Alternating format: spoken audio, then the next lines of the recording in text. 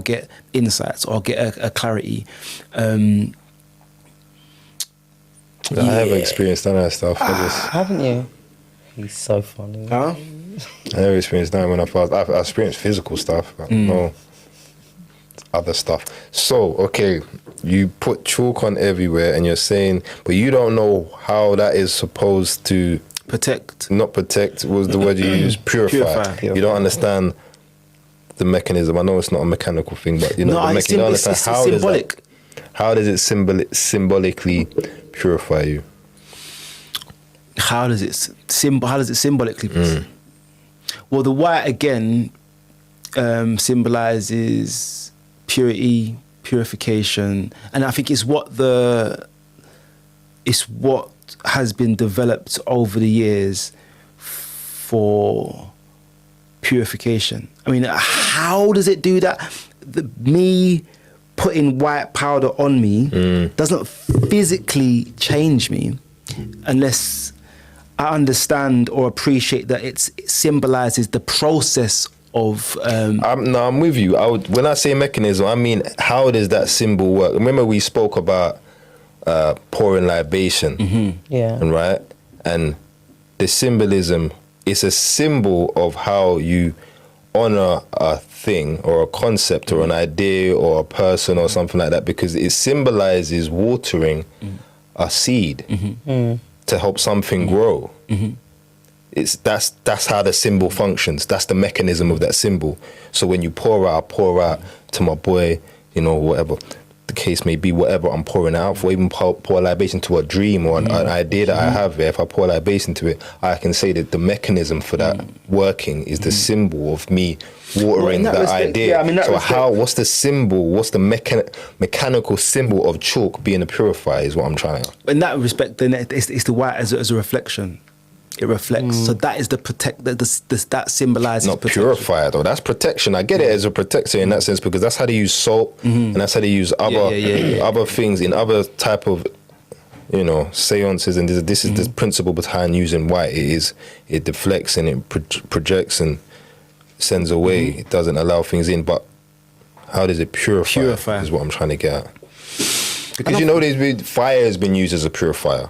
Yeah. There's a certain symbolism behind how fire purifies. Water can be used as a purifier, even though it's opposite. There's a certain way to symbolize it. There's a way of burning being purification. Exactly, and there's a certain way of washing being purification. So even though they're opposites, they can both be used to purify. They can both be used for transformation. In different rituals, you could use these things to symbolize both purification, change, different things, right? So when we use chalk, it's not... I would imagine it's not as simple as we always use chalk, so we use chalk. There's going to be a reason why chalk is linked. There's a certain mental idea conceptually that says that chalk purifies because X. And I can only... I mean, I wasn't... Substance-wise? Anything to do with the actual substance? Again, this is the thing. I remember one priest giving me chalk, because another priest gave me talcum powder. Oh, okay. So it was the colour of it. Definitely talcum powder is going to be because of the European influence, because that's not even a natural thing. It's not even natural. Chalk is natural. Exactly. Like so that's something we might have done without anyone's influence. But talcum powder, we just got it off of them. And that shit is actually bad for you. And then isn't chalk got some kind of properties as well in there as well? Yeah, well, you know, there is... There is purification in chalk. In chalk. In chalk and chalk, I'm sure. But again, I can't. So you use it to clean stuff. Yeah, somehow. I think so. Yeah. Okay, then that makes sense. Yeah, so it's not the whiteness for that. No, but it's both. But it could be both. No, for that purification aspect, it's the fact that it has the cleaning capacity. Yeah. Maybe that's what it is. Maybe we need to look into that. But I do know that chalk, it's... Because that's my thing. Remember, with me, I don't like about... Because as much as I've not been initiated in those systems, I feel like I've taken the time to have a good understanding of African spiritual systems and ideas and whatnot and concepts.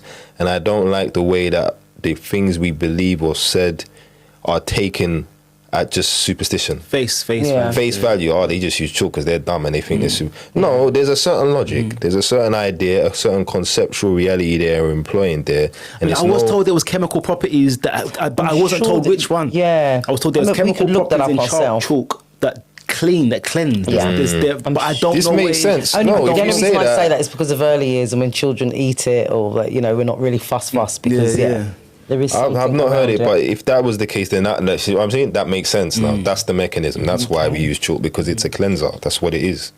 But what we'll do in the next offering is we'll go deep into that process, because what we've done, we've kind of Go touched into that process and talk more about these symbolisms, these different things about spiritual systems. Yeah. And I think the goal, I mean, away from the initiation, the goal, part of my goal is to demystify some of these practices. Yeah. But again, at this part of my initiation, I'm in submission mode. So there's questions that I ask, but I haven't,